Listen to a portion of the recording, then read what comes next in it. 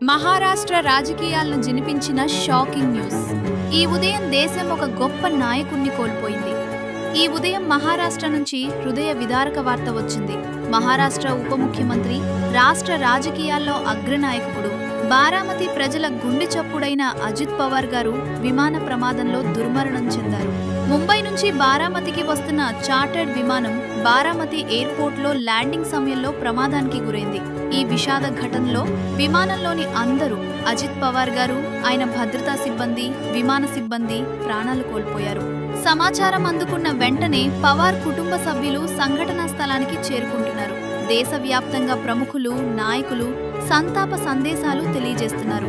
Grass root స్థాయి నుంచి అధికారం వరకు ఎదిగిన అజిత్ పవార్ గారి రాజకీయ ప్రయాణం మహారాష్ట్ర చరిత్రలో చెరగని ముద్ర వేసింది. ఆయన ఆకస్మిక మరణం రాష్ట్రానికి తీరని లోటు.